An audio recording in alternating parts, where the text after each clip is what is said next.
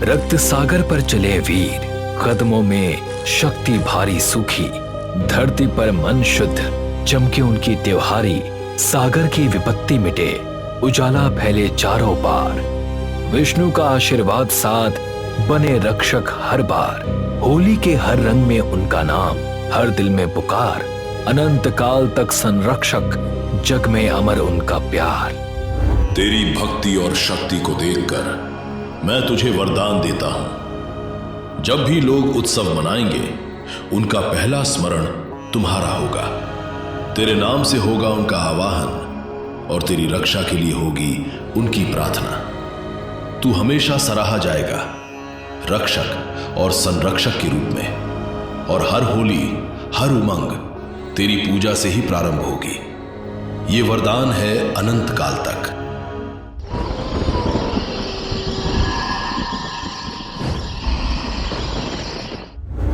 गांव की संकरी गलियों में एक पालकी निकलती है।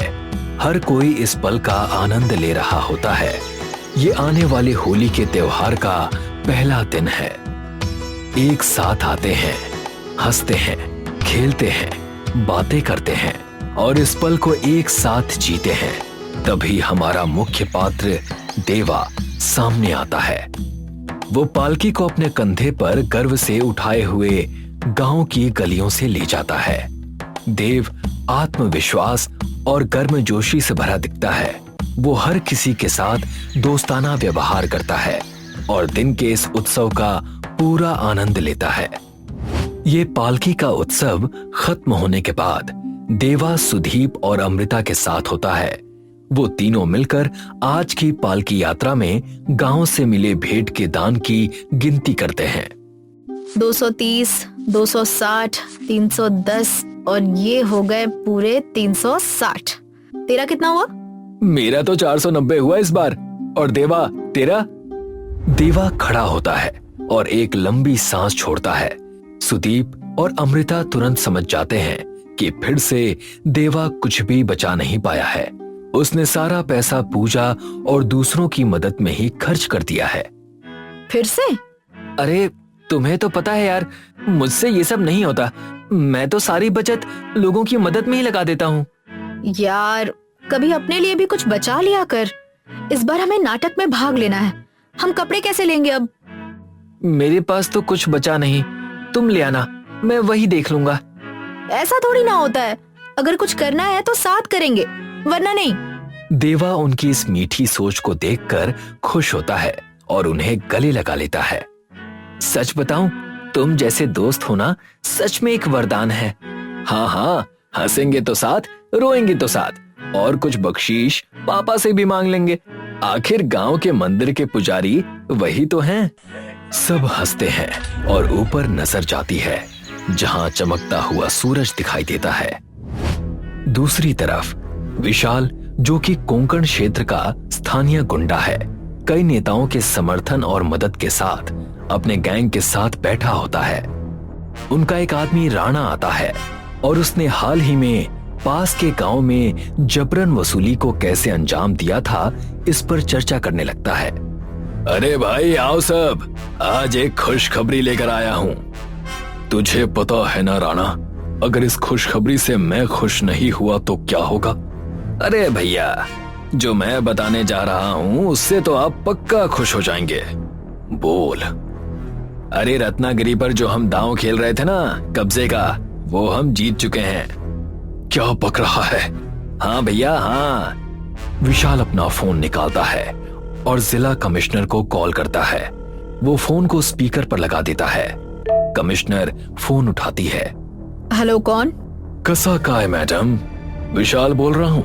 क्या हुआ, बचा नहीं पाई क्या अपनी जगह? देखो, मैं अभी भी कह रही हूँ, ये तुम्हें बहुत महंगा पड़ेगा। अरे मैडम, बचा तो तुम पाई नहीं और अब धमकी दे रही हो। अच्छा है, चलो अब जल्दी से गांव से मस्त सी लड़की भेजो यहाँ, वरना तुम ही आ जाओ। सभी लोग हंसने लगते हैं और कॉल पर कमिश्नर का मजाक उड़ाने लगते हैं। और हाँ, अगर वो भी ना हो तो अपने पति को चूड़ियां पहनाकर भेज देना।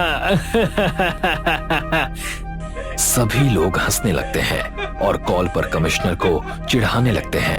अपमानित और परेशान होकर वो फोन काट देती है।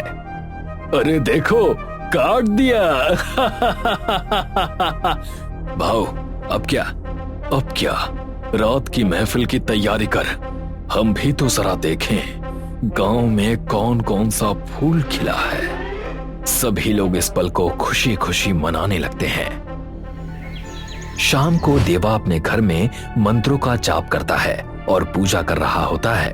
तभी सुदीप और अमृता उसके घर पहुंचते हैं। देवा, देवा अभी भी उनकी पुकार पर ध्यान नहीं देता। अब दोनों साथ में उसे आवाज देकर पुकारते हैं, देवा।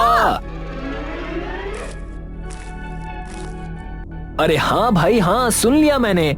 देख नहीं रहे हो क्या, पूजा कर रहा हूं। ऐसी कौन सी आफत आ गई है? अरे भाई, तू तो जानता है ना, 4 दिन बाद नाटक है, तो आज हमें कपड़े लेने जाना है। तू साथ नहीं चलेगा? अच्छा हाँ, मैं तो भूल ही गया था। चलो चलते हैं। तीनों वहां से निकल जाते हैं। देवा, सुदीप और अमृता बाजार की ओर जाते हैं। रास्ते में कोंकण क्षेत्र के चारों ओर के खूबसूरत नजारों की वो तारीफ करते हैं। यार, यहाँ से हमारा गांव कितना अच्छा लगता है ना। अच्छा तो लगता है, पर पता नहीं, कभी कभी डर लगता है। डर? कैसा डर? कि ये हमसे कोई छीन ना ले। अरे ऐसे कैसे कोई छीन लेगा?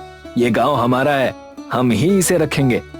और नहीं तो क्या, गांव है हमारा कोई। जब वो बातें कर रहे होते हैं तभी उन्हें विशाल और उसके गैंग की जीप तेजी से उनके पास गुजरती हुई दिखाई देती है। वाहनों में कई लोग बंदूकें और राइफलें लिए हुए होते हैं और वो रत्नागिरी की ओर जा रहे होते हैं। देवा, अमृता और सुदीप चुपचाप उन्हें देखते हैं। शुरू हो गई इनकी दादागिरी। मैं कह रहा था ना, मुझे डर लगता है। मैं इसी के बारे में बात कर रहा था। छोड़ो, जाने दो, हम मार्केट चलते हैं। वैसे भी शाम होने वाली है, ज्यादा देर की तो मार्केट बंद हो जाएगा। दोनों सिर हिलाकर सहमति जताते हैं और बाजार की ओर चलते हैं। रात को देवा अपने बिस्तर पर सोया होता है। उसका चेहरा डर से तनावपूर्ण दिखता है, जैसे वो किसी बुरे सपने में फंस गया हो। सपने में उजली दिव्य रोशनी के सामने भगवान विष्णु की एक परछाई दिखाई देती है। समय आ चुका है पुत्र, तुम्हारे अंदर सोए हुए शंकासुर को जगाने का, अधर्म के अंधकार के विरुद्ध खड़े होने का, पाप और अन्याय के सामने धड़कन बन जाने का। अपनी शक्ति को पहचान, अपने धर्म को स्मरण कर। जाग पुत्र, जाग, क्योंकि जब रक्षक जागते हैं तब विनाश का अंत निश्चित होता है। विष्णु की आकृति रोशनी से धीरे धीरे उभरने लगती है। पूरी तरह नहीं, सिर्फ उनकी रूपरेखा ही दिखाई देती है। देवा अपने सपने से जागता है। उसका माथा पसीने से भीग गया होता है। वो चारों तरफ देखता है, समझने की कोशिश करता है कि आखिर हुआ क्या। जब उसे एहसास होता है कि ये सिर्फ एक सपना था, वो राहत की लंबी सांस लेता है और करवट बदलता है। उसके बगल में शंकासुर का एक पोशाक रखा हुआ है। अगली रात होली की पूर्व संध्या पर उत्सव का माहौल होता है। गांव रोशनी से जगमगा रहा होता है और सभी लोग मैदान में एकत्र होकर त्योहार मनाने आए हैं। महिलाएं देवी की मूर्ति की पूजा कर रही होती हैं। पास ही हवन की अग्नि जल रही होती है, जिससे वातावरण में भक्ति और खुशियां फैल रही होती हैं।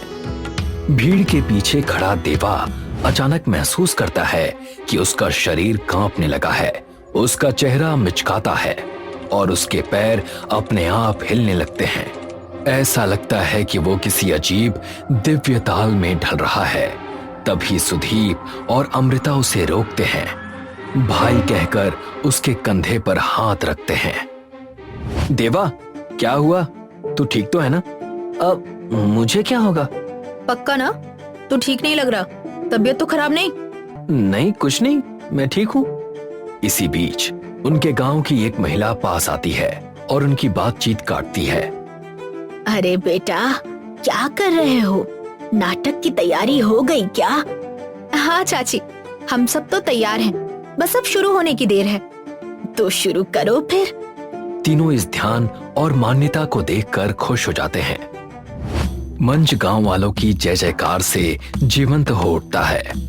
देवा बीच में खड़ा होता है, शंकासुर की पोशाक में सज धज कर। सुदीप और अमृता ढोल और शहनाई संभालते हैं, ताल बनाने की तैयारी करते हैं। नगाड़े की जोरदार आवाज के साथ नृत्य शुरू होता है। देवा धीरे धीरे अपने कदम बढ़ाता है। गांव वाले ताली बजाते हैं, मुस्कुराते हैं और इस पल का आनंद लेते हैं। सुदीप और अमृता भी उसके साथ शामिल हो जाते हैं।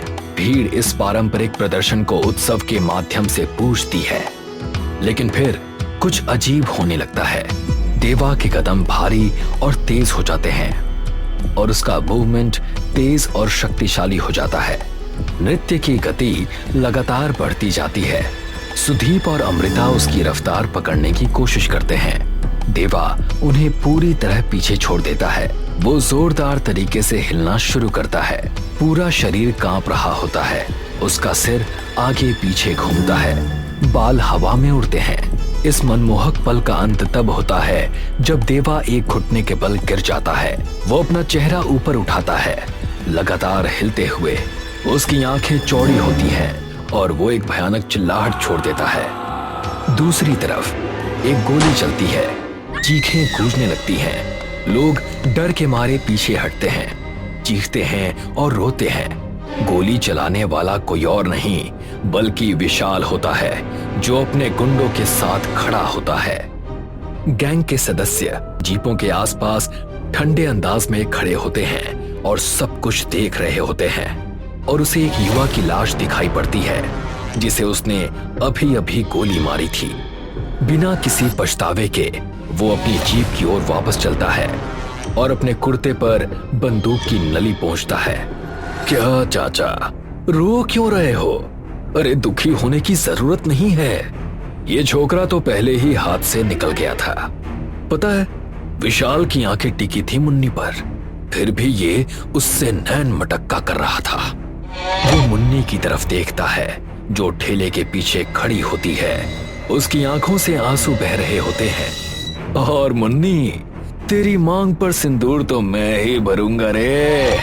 ए राणा! राणा एक पैकेट निकालता है जिसमें पीली साड़ी और हरी चूड़ियां होती हैं और उसे विशाल को देता है। विशाल वो पैकेट मुन्नी की ओर फेंक देता है। कल तैयार रहना, इस होली रात के 8 बजे देवी के मंदिर में या तो तू अपनी मर्जी से मेरी बीवी बनेगी या रात को 12 बजे मैं अपनी मर्जी से तुझे अपनी बीवी बनाऊंगा। वो मुन्नी की तरफ एक अभद्र मुस्कान देता है। फिर विशाल और उसके गुंडे अपनी जीपों में चढ़कर गांव से बाहर निकल जाते हैं।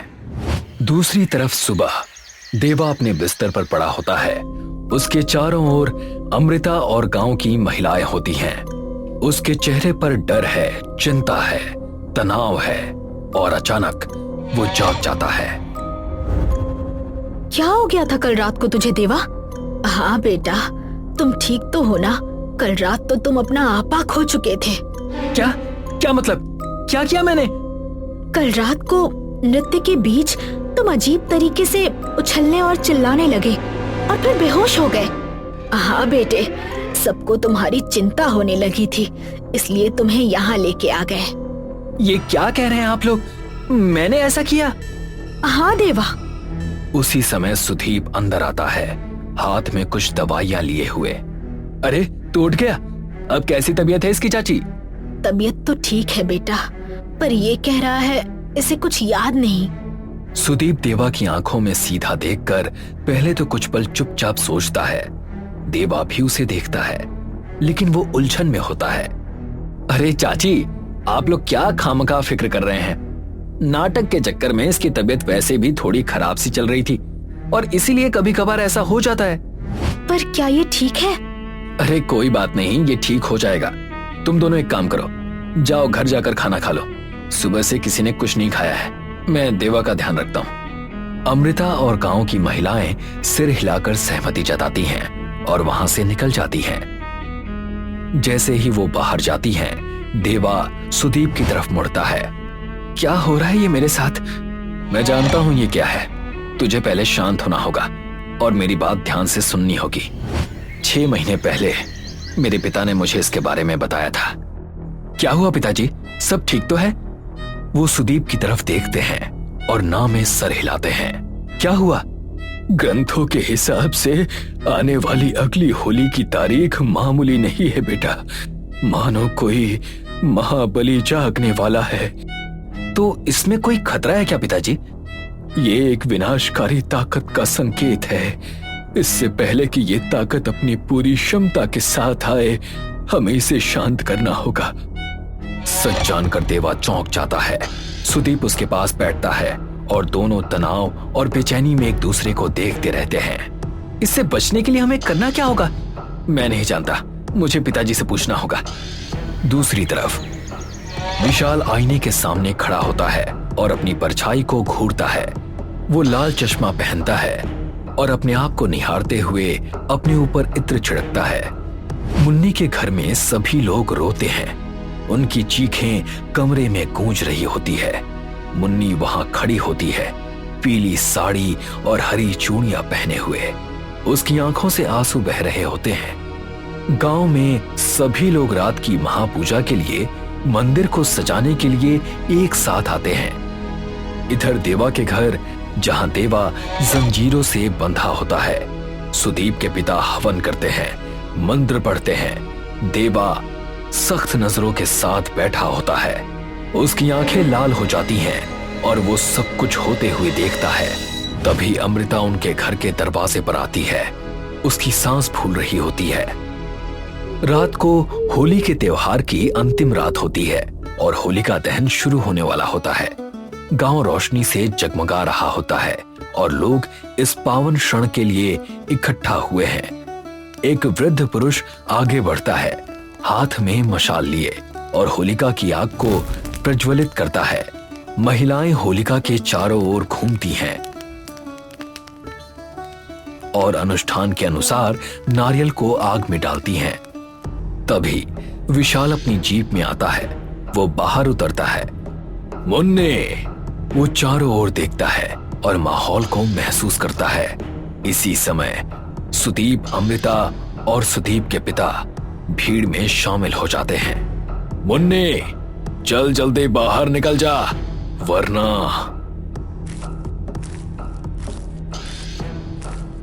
विशाल सुदीप को गले से पकड़ता है। सभी लोग मदद के लिए आगे बढ़ते हैं, लेकिन जैसे ही विशाल अपनी बंदूक उठाकर सुदीप के सिर के पास रखता है, वो डर के मारे पीछे हट जाते हैं। वरना मैं तेरे गांव के इस लड़के की जान लेने से पहले सोचूंगा नहीं। अब क्या है ना, तेरे चक्कर में एक और जान जाएगी, तो इससे अच्छा है कि तू अपने आप को ही मेरे हवाले कर दे। सुदीप के पिता आगे बढ़ते हैं और विशाल का सामना शांति और अधिकार के साथ करते हैं। अपनी ताकत के अहंकार में अंधा मत बन विशाल। जिस दिन तुझे तेरे पाप का एहसास होगा, कहीं ऐसा ना हो कि वो तेरा आखिरी दिन हो।